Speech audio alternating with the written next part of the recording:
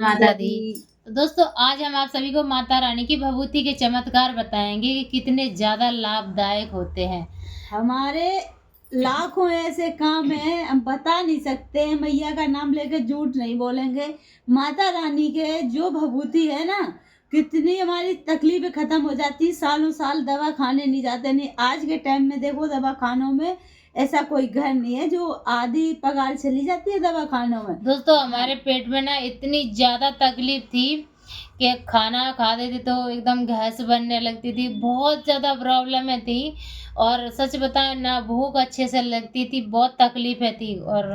और मेरे पास इतना पैसा नहीं था कि मैं दवा खाने जाऊं। दवा खाने जाते तो 10-50 हज़ार का डॉक्टर बोल ही देता, क्योंकि पेट में इतनी ज़्यादा तकलीफ थी। लीवर पे सूजन सी थी, काफ़ी दर्द था और तकलीफ में भी रहते थे, किसी चीज़ में मन नहीं लगता था।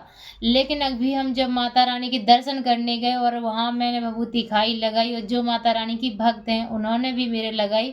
उनके हाथ में बहुत जादू है, क्योंकि अगर वो किसी पर हाथ भी रख देती हैं, उन पे बड़ी माँ की आशीर्वाद, बड़ी कृपा है। वे किसी पर हाथ भी रख देती हैं, उसका आधा दर्द खत्म हो जाता है। वो मैया की तपस्या कर रही है। उनको हाँ। कोई साधारण में नहीं लेना। भले सीधी सादी है, पर उनको कोई कोई उनको मानता नहीं है, वो बात अलग है। पर जो उनकी महिमा कालका की पहचानता, वही उनके भक्तों को पहचान पाता है। हाँ। इसके लिए हम कहते हैं, जो उनके चरण कालका के पकड़े, भक्तों से जल्दी प्रसन्न हो जाती है। तो उन्होंने मेरे ऊपर लगाया, वो मेरी माँ है, तो उन्होंने मेरे ऊपर लगाया वो भभूति। और माता रानी से उनने प्रार्थना की और मैंने भी प्रार्थना की थी, तो माता रानी इतनी सुन ली कि मेरा सारा दर्द गायब हो गया। उस भभूति से मैंने एक गोली नहीं खाई, कोई चीज़ नहीं लगाई। और सच बताऊं दोस्तों कि जब कोई नहीं सुनता ना, तब भगवान सुनते हैं। आपके घर वाले जो भी होंगे, सुख के साथी होंगे, दुख के नहीं। दुख आप अकेले उठाओगे, सुख परिवार मिलके उठाता है। आपके शरीर में क्षमता है, अगर आप कोई परिवार के तुम्हारे लिए दुख कितने। में शामिल नहीं होता है तो सुख में भी उसको आने मत देना, हम तो ये कहते हैं। तो क्यों भगवान को ही हर सुख हो या दुख। पैसों की मजबूरी होती है, लेकिन इंसान से बड़ी नहीं। अगर इंसान पीड़ा उठा रहा है और लोग पैसों की मजबूरी बता रहे हैं, तो ये पैसों की मजबूरी बहाना कम, है। इंसान की मजबूरी ज़्यादा है। क्योंकि इंसान अगर समझे ना इंसान की पीड़ा, तो पैसा कहीं से भी निकाल सकता है और इंसान को ठीक करा सकता है। लेकिन वो अगर चाहे ही ना, तो कहते हैं कि न सोते को जगाया जाता है, जो जागना ही नहीं चाहता उसको कौन जगाएगा। तो दोस्तों ऐसा ही कुछ मेरे साथ हुआ है। मेरे साथ शरीर में इतनी पीड़ा थी, लेकिन मेरा कोई इतना सुनने वाला नहीं था कि हमें कोई दवा दिला दे।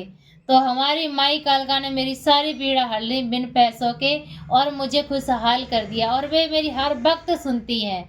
लोग हम ऐसी माँ का भजन क्यों ना करे, क्यों हाँ, उनकी भक्ति का प्रचार न करे, जो क्यों ना हमारे करें। हर हाल में खड़ी है साथ। मेरा कदम कदम पर साथ दे रही है, क्यों मैं उसके साथ ना जाऊं। उसकी आज तकलीफ है कि उसके द्वार पर नाला भरा है, गंदगी है। तो आज मैं उनके लिए एक सवाल उठा रही हूँ। तो इसमें मैं कौन सा गलत कर रही हूँ? मेरी माई कालका जानती है कि मैं उनके लिए कितना कर रही हूँ और वो मेरे लिए कितना कर रही है।